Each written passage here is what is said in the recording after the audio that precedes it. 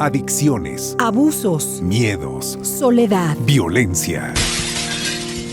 No vivas preso. Rompiendo barreras. Aquí inicia el espacio para romper el silencio en factores de riesgo. Quédate con nosotros y conoce a los especialistas e instituciones que nos ayudarán a vivir Rompiendo barreras. Comenzamos. Un gusto estar el día de hoy aquí con ustedes. Este es su programa Rompiendo Barreras, por ti, para ti y contigo. Un programa patrocinado por Radio y Televisión Querétaro y Club de Leones Internacional. Amigos, recuerden que estamos trabajando con un grupo de especialistas para llevarles hasta ustedes las mejores herramientas psicológicas, terapéuticas, médicas, legales y más. Todo esto para que juntos podamos romper barreras que nos impiden crecer en positivo. El día de hoy, amigos, tenemos como invitado al psicólogo Alberto Díaz. Alberto Díaz es psicólogo, guía espiritual, especialista en trastornos de conducta con más de 25 años de experiencia en aplicación de métodos psicoterapéuticos y transpersonales. El tema del día de hoy son ataques de pánico. Muchas gracias, Alberto, por acompañarnos el día de hoy. Gracias. Nos gustaría mucho que nos definieras qué es el ataque de pánico. Bien, Pati, fíjate que ahí hay una situación porque todo mundo o mucha gente que escribe y investiga de esto, pues tiene sus definiciones. Claro. Y lo que unos dicen que es ataque de pánico, otros dicen que no, que es solo un ataque de ansiedad o es ansiedad generalizada, etc. Okay. Finalmente, los ataques de pánico, digamos que son la máxima expresión de este tipo de situaciones.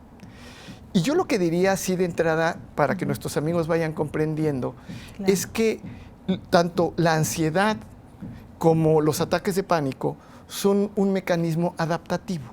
O sea, hoy en día lo ponemos como algo malo, pero realmente es una explosión interna, yo diría que es eso, que nos lleva a poder generar un proceso de adaptación a las circunstancias del medio. Y que implica una serie de áreas en donde incide esto. Un área que es cognitiva, al decir cognitivo es que va sobre las funciones cerebrales como la memoria, los antecedentes y consecuencias, el pensamiento abstracto, ¿no? O sea, puede alterarlos, cognitivo. Conductual, ¿por qué? Porque nos genera acciones específicas hacia el mundo. Asertivo. ¿Por qué asertivo? Porque entonces lo que tengo que hacer no sé si lo debo de hacer como lo hago, ¿no? Porque lo altera, genera dudas, estados de confusión. Además, es fisiológico porque hay una serie de reacciones a nivel fisiológicas. Y finalmente, vivencial porque me hace vivir de una manera determinada. Entonces, trastoca todos y cada una de esas áreas, pero es la reacción para ese proceso adaptativo que después me lleva a un estado de total confusión. Por eso pienso que es algo malo.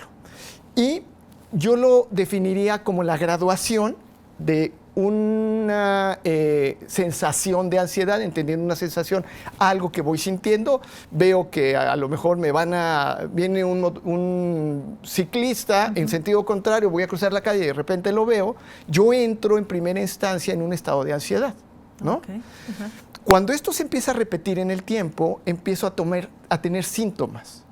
Después de esos síntomas, puedo yo empezar a caer en episodios de ansiedad, porque esto va siendo una bola de nieve que va creciendo y finalmente terminan siendo ataques de pánico que su principal característica es que me paralizan en muchas de las ocasiones.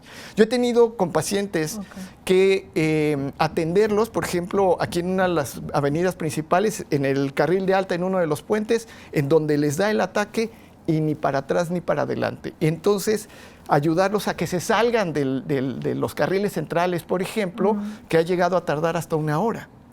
¿Por qué? Porque paraliza. Y otra de sus principales características es miedo a la muerte y pensamientos descontrolados a futuro. Eso es como yo definiría un ataque de pánico. El ataque de pánico. ¿Y cuál es la diferencia entonces entre el ataque de ansiedad y ya el ataque de pánico? Ok. La manera en la que yo lo trabajo es desde la perspectiva de la escuela italiana de la terapia breve estratégica del doctor Nardone. Y entonces ahí se determina una serie de acciones que deben de cumplirse para poderlo tipificar como tal. Debe de cumplir por lo menos 4 criterios de los siguientes. Presión en el pecho, aceleración o taquicardia, aceleración cardíaca, hormigueo y todos estos síntomas primero físicos. Debe de cumplir por lo menos con 2 de ellos. Okay. Y pensamientos como me voy a morir, qué me está pasando, me estoy volviendo loco, estoy perdiendo la razón, que se aceleran durante los 10 minutos siguientes y que se repiten de manera sistemática durante los siguientes 6 meses. Eso determina un ataque de pánico. En algunos protocolos esto también está tipificado como ataque de ansiedad. Pero desde la perspectiva de cómo yo la manejo, esas serían las diferencias. O sea que la duración, la constancia. Exacto, para poder decir que ya hay ataques de pánico. Okay. El 3.6% de la población en México ha sufrido por lo menos una vez en su vida un ataque de pánico, pero no se puede decir que padece un trastorno. Okay. ¿Por qué? Porque pudo haber sido por una cuestión aislada, una situación que se ha venido dando en el tiempo, como una pérdida o estrés postraumático o un accidente, una cosa así, que después puede llevar a la persona a presentar un ataque de pánico. No es algo de cuidado, porque es común que eso suceda, pero cuando ya empieza a repetirse durante 6 meses de manera sistemática, de acuerdo al DSM-5, estamos ante un escenario de ataques de pánico. Ok. ¿Y qué lo provoca? Fíjate que esa es una cuestión que puede llevarnos a hablar de distintas cosas. Como lo mencioné hace rato, puede ser la situación de un accidente, van siendo cosas acumulativas, ¿no? Se van acumulando cosas, un rompimiento, divorcio de los padres, divorcio de la persona, pérdida de un hijo, todas estas cosas pueden estar provocando esto. Okay. Pero finalmente lo que lo termina provocando y en donde tenemos que ser así como láser, y la mayoría de las personas que tratan esto no se enfoca mucho en eso, es en la aceleración del pensamiento. Es decir, una persona que tiene ataques de pánico, antes de todos los sucesos, para mí es muy importante saber qué es lo que piensa. Jorge Bucay, en el libro de la autoestima al egoísmo, habla de una manera, para mí, soberbia y define al miedo. Entonces Jorge Bucay te dice que el miedo no existe. Y tú dices, oye, yo lo siento. Me di en el micrófono. Yo lo siento. Okay. Y dices, ¿cómo no va a ser real si esto es algo que yo siento? El asunto no es lo que sientes, sino lo que lo provoca. Al momento de que viene un pensamiento, viene esa explosión de la que te hablo, porque a pesar de que nuestro cerebro es una maravilla de la evolución, yo diría que es sumamente ingenuo, porque lo que le pones en la pantalla de pensamiento lo asume como una verdad. Se lo cree. Se lo cree. Okay. Y entonces, si tú vas por una calle vacía y dices, híjole, aquí es probable que me puedan asaltar. Y ese pensamiento entonces hace que tú veas a un asaltante en tu imaginación por el pensamiento que te lleva. El cerebro lo lee como una verdad y entonces da un disparo de adrenalina en donde se manifiesta el sistema nervioso autónomo, por eso es autónomo, no lo podemos controlar, que hace un circuito en corto a la amígdala manda una orden al parasimpático, al simpático, perdón.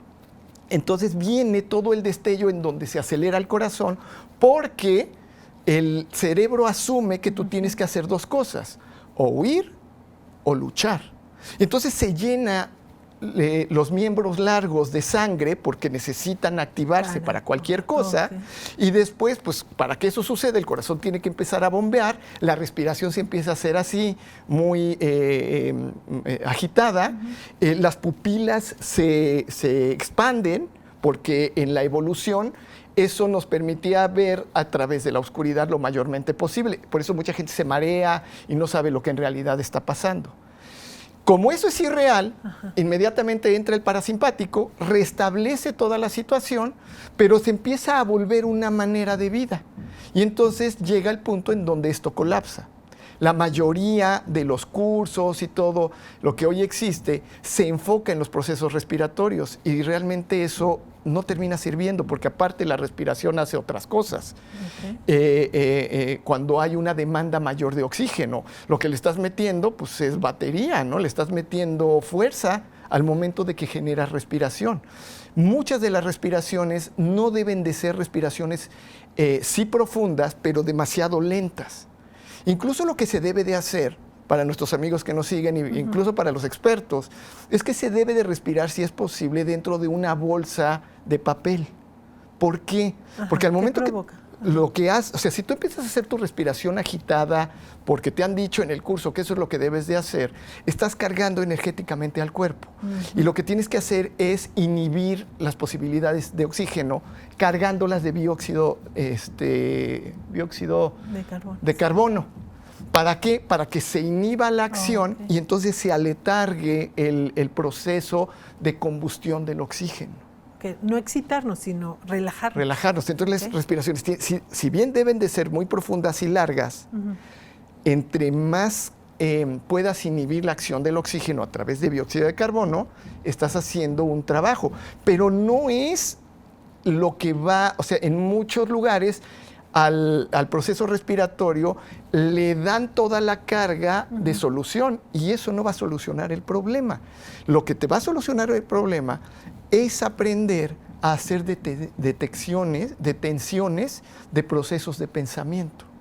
En mi tratamiento, si bien hacemos ejercicios respiratorios que van orientados a desequilibrios pulmonares, porque lo que tenemos que localizar en el pulmón son las áreas que están colapsadas. Si tú lo que haces es volverle a dar la plasticidad, haces una alineación. Eso está en la tesis de doctorado de Mark. Y entonces, al alinear, lo que ayudas es a esa estabilidad que se necesita a nivel de impulsividad. Utilizamos la respiración de una manera diferente, pero nos enfocamos a los procesos de pensamiento. Y al momento que tú los detienes, ya no hay esa explosión para poder hacer que se destape un ataque. No es inmediato, pero casi es mágico, ¿eh?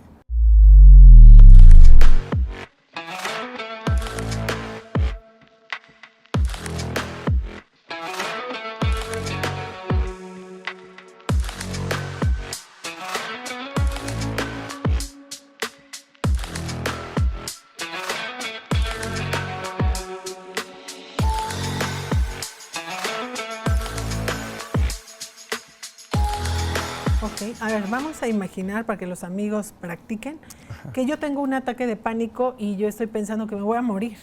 ¿Qué me aconsejas? ¿Qué hago?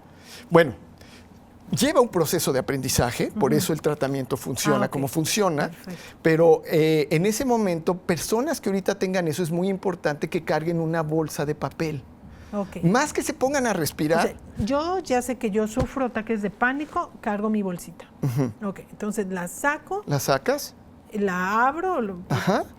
Desinflada. La desinflada. La pones en tu boca y respiras por la boca. Por la boca. Bueno, jalas primero por la nariz, tomas aire en el primer respiro. Inflo. Infla. Y luego ese mismo aire lo vuelves a jalar. Eso te va a llenar de dióxido de carbono. Haces unas 2 o 3 respiraciones para también no te vas a sentir que te mareas. Cuando una persona se marea porque deja de tener el oxígeno que debe, se asusta. Entra el miedo y entonces te vuelves a ir a futuro. Ese es el problema. Entonces, tengo que aprender a conocerme. ¿Cómo funciono? Sí.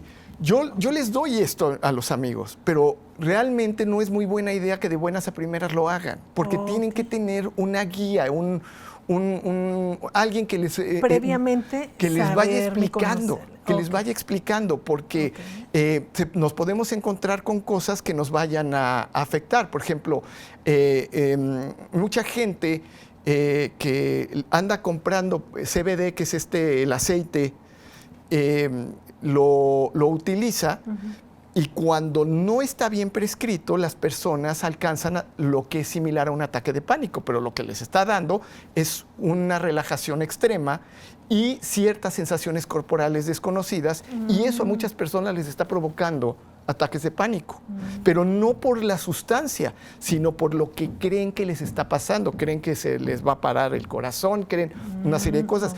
Por eso la mayoría de nuestros amigos que están teniendo estos ataques corren a los hospitales. Se hacen toda clase de estudios y ¿qué crees, Pati? No tienen absolutamente nada. Y vuelve a darles la situación, regresan al hospital, se vuelven a encontrar con la misma situación. Muchos médicos quiero pensar que no lo saben, muchos creo que sí saben cuál es el mecanismo, seguramente, pero no te lo dicen. Porque bueno, pues también entrar a un hospital pues implica un desembolso y una utilidad para el hospital de entre 6,000 a 10,000 pesos. Pacientes que han estado por años así y que regularmente van porque necesitan una explicación, que no han podido o no han tenido no han podido llegar a un lugar en donde les digan lo que les pasa, claro. Esos mismos 10,000 pesos en los que a la mitad les sale el tratamiento, ¿no? Claro. Y pueden llegar a trabajar en sí mismos y aprender a vivir con sus herramientas, porque no se aprende a vivir con la ansiedad. Se le conoce, se le entiende, la parte consciente de saber lo que sucede. Cuando tú le explicas a una persona lo que le está pasando, sí. Cuando sabe que son reacciones adaptativas, que una situación de ansiedad es lo más natural del mundo, pero que hay herramientas que te permiten poder vivir de una manera en donde puedas tener elecciones diferentes, a veces con la primera sesión, Pati, la circunstancia del problema baja hasta en un 50%. Ok, con la primera. Pues sí, porque, y no creas que hacemos mucho, o sea, se le explica lo que pasa. O sea, la gente cree que se va a morir. Consciente. Ajá. Y aun cuando les dan los estudios y el corazón está bien, todo está en orden, dicen, yo tengo algo. Pero cuando les dices lo que tienes es un proceso adaptativo, natural, perfectamente elaborado, que te está diciendo que tu organismo reacciona bien, está bien, nada más que lo tenemos que restablecer. ¿Por qué? Porque tú sabes que para poder hacer cualquier acción, yo este movimiento de la mano necesito un proceso bioquímico. El pensamiento, o todo requiere un proceso bioquímico. Claro. Ese proceso bioquímico te desgasta del almacén, pues todo lo que se requiere para eso. Si yo necesito esa bioquímica para restablecer el equilibrio emocional, pues tomo lo que tengo ahí en el almacén y lo uso. Pero si entonces empieza a hacerse repetitivo, llega un punto en que vas al almacén y ya no tienes nada. Entonces también tienes que aprender a restablecer toda esta parte para poder estimular a la glándula pineal. Les enseño a nuestros amigos y a los pacientes a que estimulen la glándula pineal y que se pueda restablecer mucho todo esto que se requiere para poder entrar en un proceso de equilibrio. Estamos hablando de sustancias como el 2-araquinodilglicerol o la melatonina o este tipo de neurotransmisores que se requieren para dormir, que se requieren para todo esto, que el organismo los va demandando, porque hay personas que pueden llegar a tener 30 ataques en un día. 30 ataques. Viven en un ataque. No hay bioquímica que les alcance. Cuando intentan restablecerlo, no hay forma. Entonces tenemos que ayudarle, porque a final de cuentas no necesitas a los laboratorios para esto. Lo que necesitas es saber cómo echar a andar de nuevo tu bioquímica interna, porque nosotros somos una farmacia con piernas.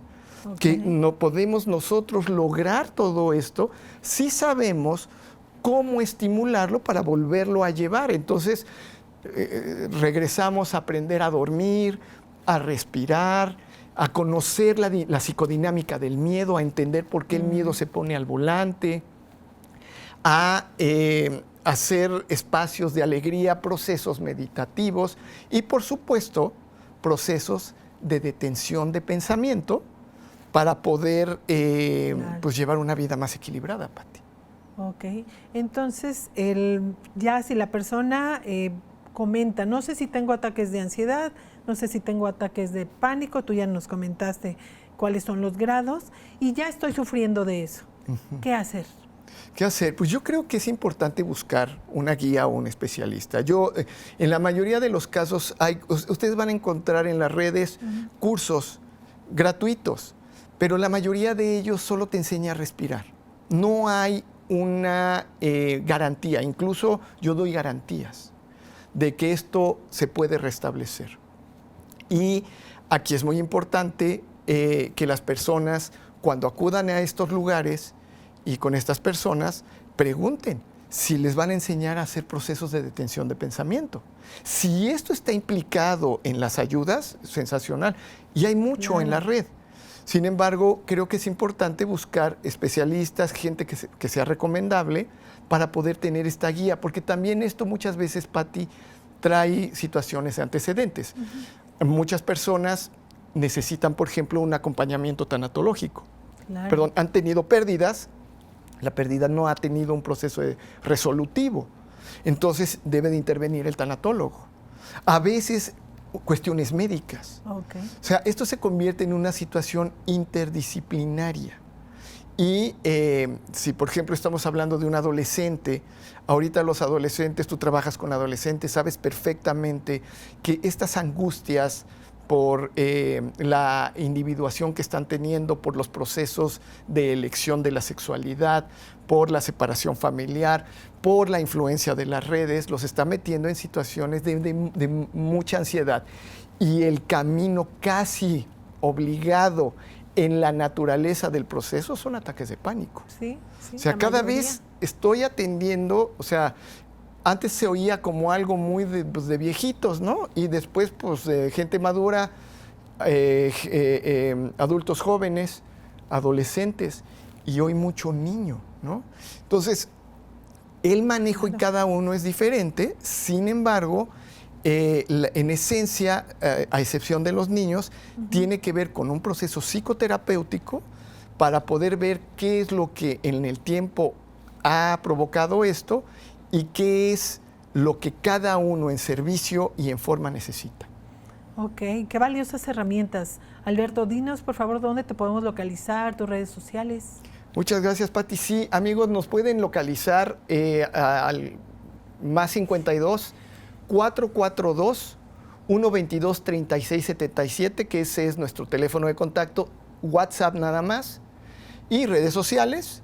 Estamos en Instagram, Facebook y TikTok también, ¿no? Principalmente Instagram, que es Alberto Díaz-Psic, como psicólogo, Psic.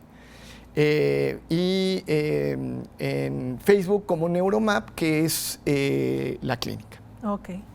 Amigos, nos acaba de dar herramientas valiosísimas para que tengan tranquilidad, puedan llegar al especialista y tiene solución lo que están sintiendo. El vivir, como mencionas, Alberto, con estos estados de pánico no es vida. Ahí esto lo que les vas a ayudar es a que aumenten su calidad de vida y vivan felices. Así es, tranquilos, Pati. de que no les va a pasar nada, enfrentarse con sus propias sensaciones corporales, pero les van a enseñar a poder mover todos estos síntomas. Así es. Ok, ¿gustas despedirte? ¿Quieres dejar algún mensaje extra para aquí nuestros amigos? ¿Cómo no? Amigos, las personas que nos contacten tienen una evaluación, la llamamos nosotros así, gratuita, para poderlos orientar, escuchar. Un servicio que estamos dando en Rompiendo Barreras y pues úsenlo, es para ustedes. Claro, recuerden que la finalidad de Rompiendo Barreras es crear lazo social. Pues muchas gracias, Alberto, por habernos acompañado el día de hoy. Este es su programa Rompiendo Barreras y nos da mucho gusto que nos envíen sus sugerencias y sus opiniones. Y nos vemos todos ustedes en la próxima emisión. Muchísimas gracias.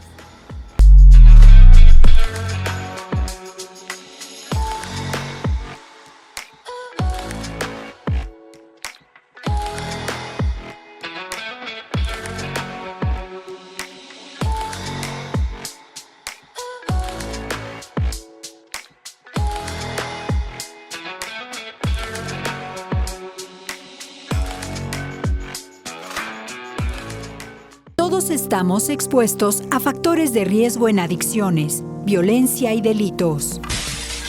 Rompiendo Barreras.